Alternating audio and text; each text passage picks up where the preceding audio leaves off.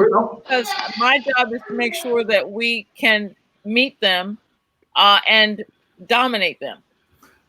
Before we go to the next topic, do you have any information on polling, on national polling right now, Madison? For Biden and Trump, Florida, for instance. National polling, no. I have done. My firm has done polling in multiple states and multiple districts in different states. A few congressional districts and some local counties in Florida, Texas, Arizona, Georgia. And one thing that so Trump has, according to what we've seen, it's been pretty consistent.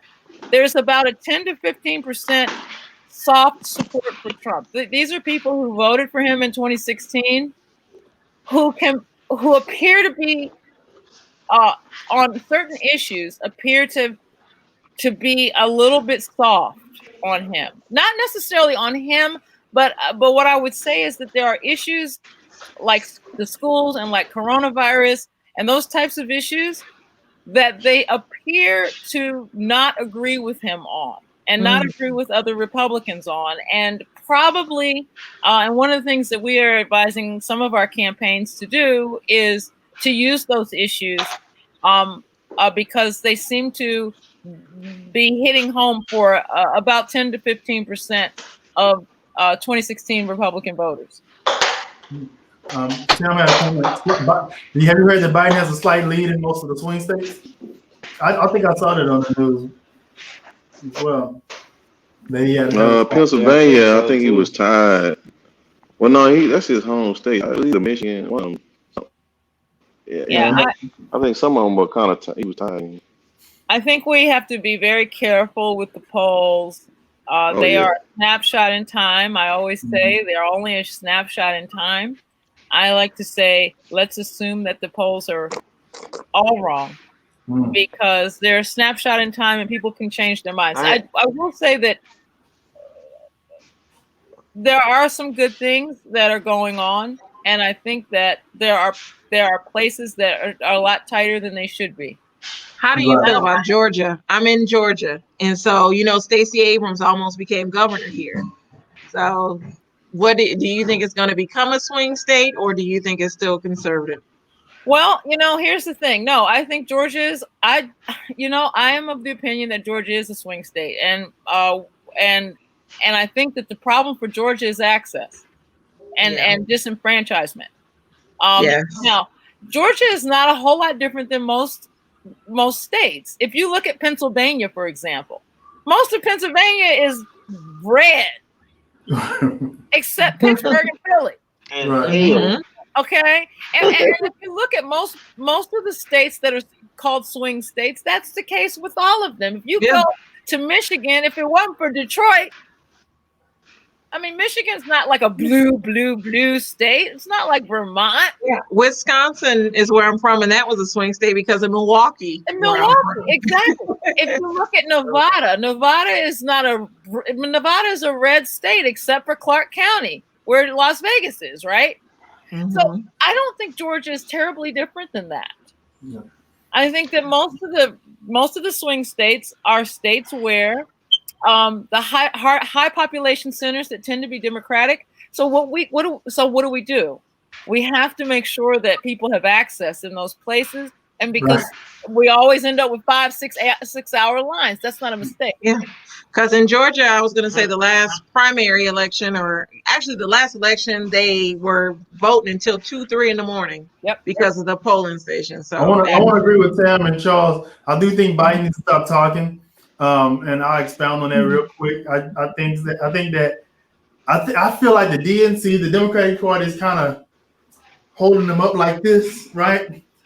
And he keeps sneaking out the basement, coming and talking. And every time I hear him talk, I'm like, go on back in the house. Let us handle this. You think Kamala needs to talk for him? Come on. You know what? So I listen to Joe.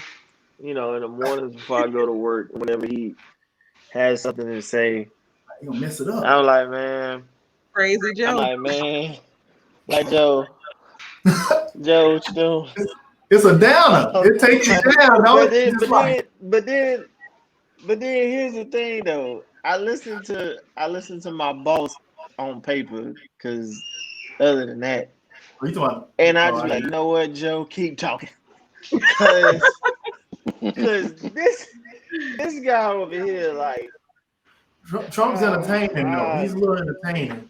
It's stupid, but it's entertaining. But Biden, he need to be quiet. He need a little more pep. And he can't get on this debate stage in a few days, isn't it? In 29th, I think. He cannot get on this debate stage and do all this. I did such and such. Let me stop. I don't want to say that. Maybe I shouldn't have said it that way. All right, you can't get on that and do that. Trump is gonna eat his lunch in his debate. Cause he gonna tear him apart. Cause you already know when 45 smells some blood in the water, you're fired.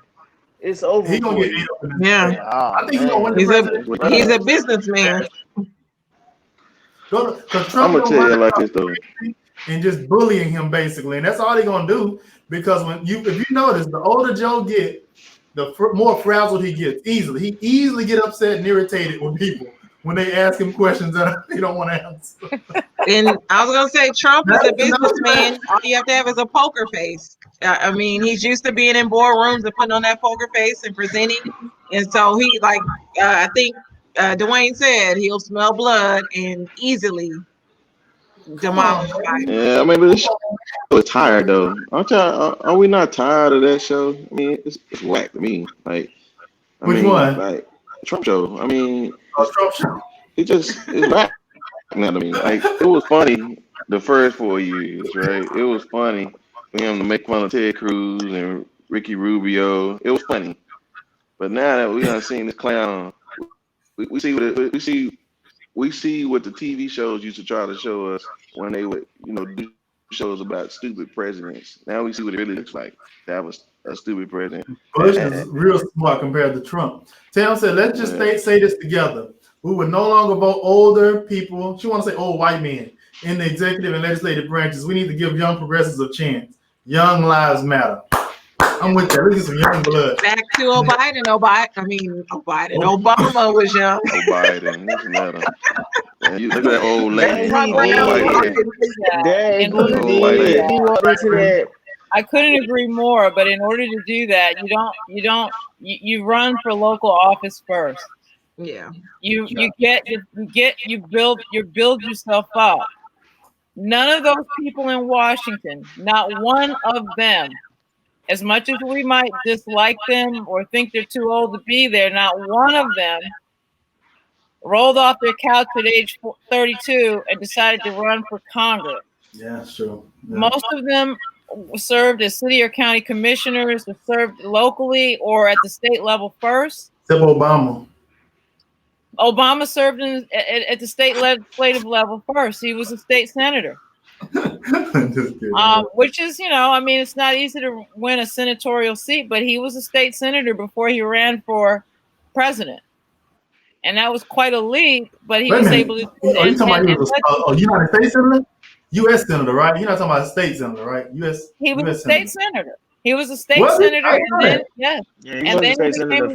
was a state senator for a very short period of time, and then he became a U.S. senator, and then president. So, but he went from community organizing to the Senate. My bad. Mm-hmm. Yeah, he was a state senator for a hot minute, and then a U.S. senator. But we all know President Obama was just a special breed of black people. I mean, he's a once in a lifetime. From a different cloth. He's a once in a lifetime type of person. The majority of us are going to need to get our feet wet in local or state politics. And I'm not saying that to be dismissive. I'm saying that because if you get in the game at the congressional level, you want to be taken seriously. If you don't have a track record, if you don't have something that you can say, hey, this is who I am, this is what I do, this is what I've done, it's really important. And I think sometimes people just, focus on these seats. There's 535 elected seats in Washington, D.C., but There are 511,000 local and state seats across the country, 511,000. And for those people who really want to make a difference in their communities, that's where the action is. That's where the decisions that are happening, that are affecting people's lives are happening. This is where they decide how late the buses run. This is where they decide whether or not Head Start will be funded. This is where they decide who's the mayor, who's the police chief. Well, I'm hoping. I have a classmate that I graduated with at Tuskegee, Mayor Lumumba. He's the mayor of Jackson, Mississippi, and then another good guy that I like, Mayor Wolfen of Birmingham. Those are two people that I would hope go on further in their careers. They're about my age. I'm only 37, but they are both young men, young Black men making a difference in those southern cities. So I hope they stay in politics and keep it moving. I hope that they stay in politics, and I just hope they don't do stupid stuff like Gillum. No, my classmate